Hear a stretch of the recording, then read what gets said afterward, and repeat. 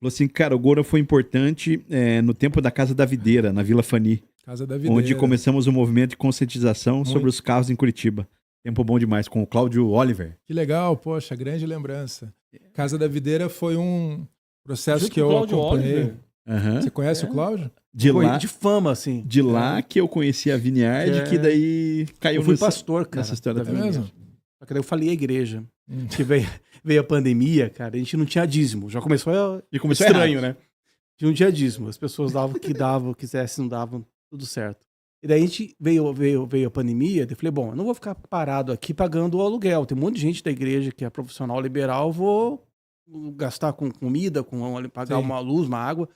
A gente foi fazendo isso, cara. Só que a galera começou, acabou o dinheiro. Entendeu? Daí Teve comecei a que vender fechar um a som, igreja. vender a cadeira, vender não sei o quê, vendi Sim. minha sogra. Comecei a vender as coisas. Minha sogra não, era à vontade só. E comecei a vender as coisas. Quando voltou a pandemia, quando voltou a pós-pandemia, eu já não tinha mais nada. Não tinha umas igrejas.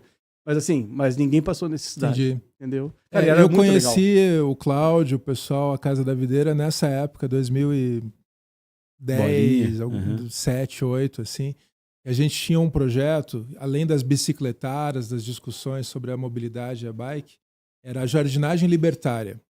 A ideia da jardinagem libertária Rolê. era uma movimentação tipo da galera ocupar a cidade com plantio de árvores, fazendo hortas. E tinha uma coisa que agora eu posso falar, uma educação climática. Mas não era isso. Era Mas uma isso coisa era quando que era? 2005, 2006, Nossa. 2007, 2008. daí eu Hoje você conheci falar, o eles pessoal lá. é mais familiar, né? Mas naquela época era completamente... Era uma coisa. Não tinha. Cara, A internet não era assim como é Sim. hoje em dia. Eu fui assim. ajudar num terreno baldio, a gente invadiu, Aham. Adriano Boulos, a gente invadiu um terreno ali invadiu, modo de falar. Pronto, vai ter corte, Adriano invasor de terreno.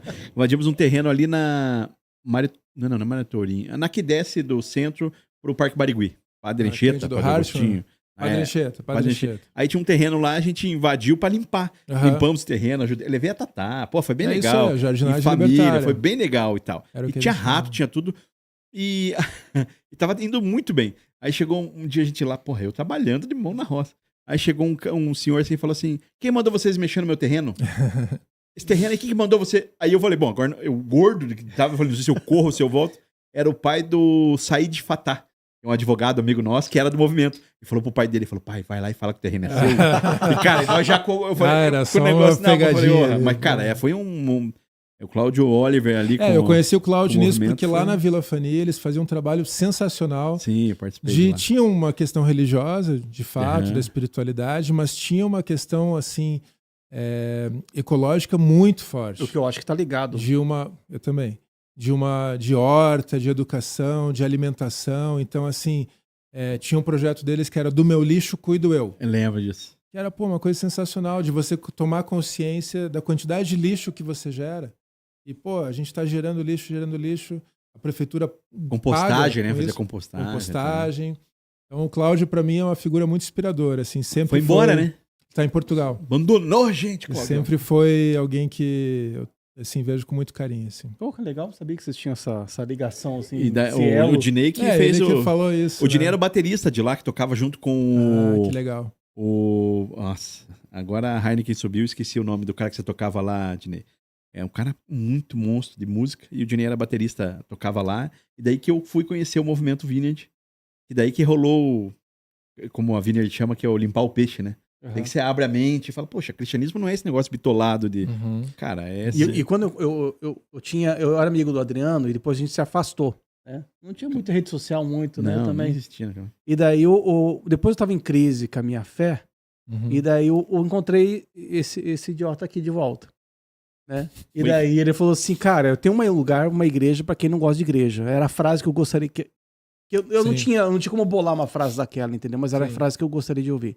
E daí que eu conheci esse movimento, cara. Conheci Mas o sabe, Adriano. Beto, para mim também, assim, a espiritualidade, que para mim foi uma descoberta na adolescência, assim, eu tive que ir lá pra Índia para achar alguma coisa que me tocava. Foi pra Índia? Agora eu ganhei nome na Índia. Você assim. tomou banho Você no deve ter Rio falado Grande lá ou disso não? Também. Tomou banho no Rio também. poluído daquele? Eu tomei no banho na parte limpa do Ganges. Tá aí vem falar do Rio Iguaçu ainda. Quero ver você tomar banho aqui em Curitiba, no Eu quero. no Belém. Nasce o outro olho aqui. Eu quero muito. No Belém. Quero ver você tomar banho no Belém quando for a gente eleito. quer. Falar, não, Mas ganhei e vou tomar banho no Belém. A gente vai limpar o Belém. Até Mas a Yaya falou sobre o Rio Belém aqui. Não, eu queria dizer assim, isso complementando o que você falou, assim, que acho que o cerne de toda visão espiritual também é uma ideia de uma harmonia do homem com a natureza. Né? Então, pensar assim, tudo bem, você pode chamar isso de diferentes formas. A alma com Deus, a religião. O yoga, em sânscrito, quer dizer união. Yoga quer dizer união. Então, você pensar como que a gente pode estar em harmonia com a natureza. Será que o nosso estilo de vida está harmônico? Será que as nossas cidades estão harmônicas com a natureza? Ou elas estão em desarmonia? Eu achei legal um vídeo seu e eu falei, puxa, me identifiquei. Eu tava vasculhando teus redes sociais e você falou assim, a gente consegue prestar atenção numa árvore quando a gente planta ela. Eu plantei 2 árvores na frente da minha casa, tem uma pracinha. Tá? Eu plantei 2 árvores, uma delas é a Rita Lee, a outra é Elis Regina. Né?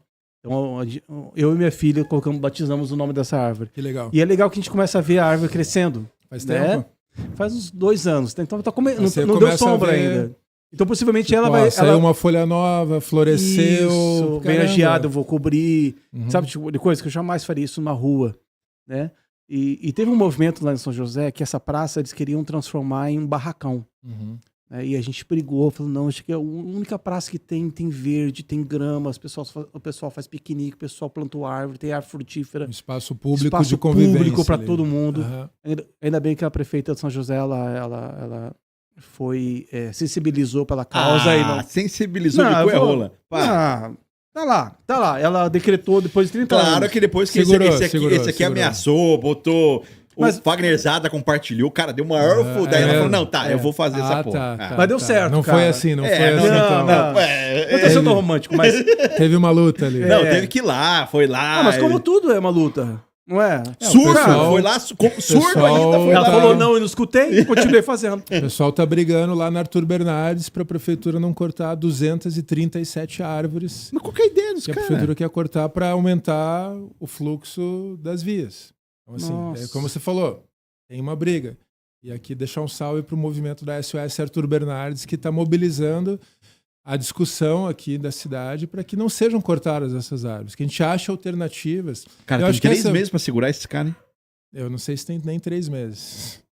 A gente já acionou o Ministério Público, mas acho que é uma mobilização social que está em curso. Né? A prefeitura quer fazer a obra e a população está resistindo. Porque é pensar assim, né, Beto, Adriano, a cidade ela é um processo dinâmico, ela é um processo que não para, assim. Não vai parar a coisa para a gente fazer, tudo bem. Só que, voltando ao que você falou, assim, das questões climáticas, das questões emergenciais, do que tem que ser tratado como prioridade. E aí eu acho que a gente tem que ter um olhar para Curitiba. Como que a gente está tratando as políticas públicas de Curitiba? E às vezes você vai ter que fazer ajustes. Por exemplo, o transporte coletivo de Curitiba, que foi referência quando foi criado o BRT, Bus Rapid Transit, o busão. Beleza, vulgo busão. Ele foi inovador, só que a gente parou no tempo. Então você tem que ter formas assim de rediscutir a cidade, pensar a cidade para os pedestres, para as pessoas com deficiência. E muito disso não é só questão de grana, é questão de olhar para a cidade. Vou dar um exemplo. Quantidade de cruzamentos que a gente tem em Curitiba que você não tem tempo para o pedestre atravessar. Ou você até tem o semáforozinho lá do pedestre, né, o ícone do pedestre, que não dá tempo mesmo. Né? Ainda mais se tá vindo uma Porsche, você tem que falar, porra, pera aí.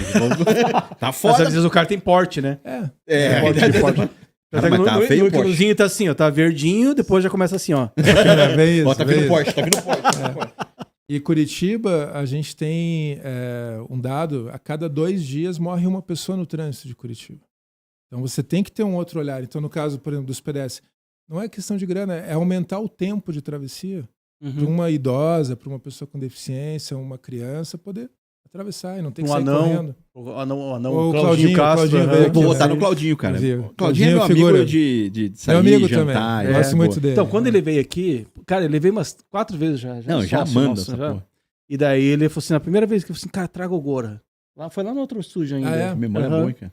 Acho que foi nessa vez que você falou, o Gora nem era candidato, nem era nada. Eu trabalhei com o Claudinho na prefeitura em 2015. Eu Putz, tive na uma época breve ele passagem lá. Cuidava na tem rede um social, ano. né? É. Era muito bom, cara. Vem, conta a história O do Fruit. Claudinho lá do negócio lá do... Sempre conta, cara, eu sempre esqueço. Do Qual? dinheiro que veio a mais, que não Cara, o nota. Claudinho Castro rolou o seguinte, ele trabalhava junto com o Luizão, e aí tipo, ele cuidava das finanças e os caras tinham que pegar e abastecia e vinha, mostrava o comprovante e o Claudinho pagava. E o cara veio e trouxe um chocolate na nota fiscal junto. Tipo, era R$5. O Claudinho olhou pro cara e na falou, nota ali, velho. o cara falou, cara, não vou pagar. Aham. Você tá lá, falou, não vou pagar, cara. E aí começou aquela discussão e o Claudinho, não vou pagar. Mas é R$5. Falou, não interessa, não é teu e não é meu. Esse dinheiro é do povo e nós temos que... Ele nem pensava em ser político. Nem fudendo, não vou pagar. O cara ficou puto com ele até hoje. E daí eu falei, cara, esse cara é... Mas dinheiro mas público é agiu isso, certo, não é, né? Loura? É, cara, não é. Quanto que fica na mão do prefeito, na mão dele administrar, qual é o orçamento do 14 Curitiba? bilhões de reais. 14 milhões. Quando, Bi? bi. Oi, você não vai botar uma lombada na minha rua sem saída? A gente vai botar. Olha. Não, eu falo assim. Quando eu fui vereador, o orçamento de Curitiba era 8 bilhões. A gente teve nesses últimos anos um aumento bastante expressivo de IPTU, de ISS, verdade, de TBI e aumento de multa também. Ah. Isso tudo entra no bolo da prefeitura. Você não aumentou a melhoria do serviço público, da educação, contratação, Aumentou salário sua dos professores. arrecadação. Aumentou a arrecadação e a propaganda, ok. Dos gastos com trânsito de Curitiba, a gente gastou... Chuta quanto que gastou em educação no trânsito em Curitiba em 2023? 300 mil. Não, um pouquinho mais. 1 milhão. Um pouquinho mais. O dobro disso. 2 Dobro milhões. 2 milhões. Mas É perto de... Cara, Curitiba, a gente tá falando de Curitiba. Não tá Eles falando de... A prefeitura usou Não 0,001. tá falando de, sei lá... São José Querência dos do Pinhais, Norte. aquela Não, bosta. Pô, São José dos Pinhais tem Não, ordem, São José dos arrecadação Pinhais, foda não, pra São caramba. José dos Pinhais é uma cidade enorme. Né? Não, a gente gastou 2 milhões com educação no trânsito, 50 milhões mais ou menos com engenharia de trânsito, ou seja, questões que precisam mexer no trânsito, e 92 milhões com fiscalização. 92 milhões com fiscalização, o aumento da arrecadação. Sim. Consequência disso, nos últimos anos a gente está aumentando a morte de trânsito em Curitiba. E A educação no violência no trânsito? trânsito. Não tem mais propaganda. 2 milhões. 2 Mas milhões. então, mas não tem mais Então, propaganda. Você lembra não paga, mas não isso é paga. propaganda absurdo, top Beto. antigamente, Assim, cara? a gente falar de educação no trânsito, engenharia, o trânsito ele se compõe de um tripé: engenharia, fiscalização e educação. Todos têm que estar fortes e fortalecidos. Você tem que ter uma baita de uma engenharia de trânsito com tecnologia. Você tem que ter a fiscalização efetiva de velocidade, controle de velocidade. E você tem que ter educação. Você vai ver muitas cidades do mundo que estão investindo assim até na redução de sinalização a partir do princípio de que eles já introjetaram, cidades da Suécia, da Holanda, uma ideia de que não, eu estou num carro, eu tenho que ter o cuidado extremo com quem está a pé, Cara, na com o Suíça... ciclista, Uhum. com o motociclista. É uma cultura. É uma cultura de que... Mas não, isso está no mas nosso é enraizado código do trânsito. lá, cara. Porque eu fui passar onde eu Mas tava você na tem Suíça. investimento, você tem política pública. Eu fui passar, né? Eu vi que o sinal tava, tava um tempo bosta. Tava, Aonde foi? Acho que na Suíça. Na Suíça. Eu fui passar e... Só que, cara, tava todo mundo esperando. E o sinal tava... Brasileiro é foda. O sinal tava fechado pra mim. Você Só que foi- não tinha ninguém, cara. Você Aí foi na hora que eu fui passar...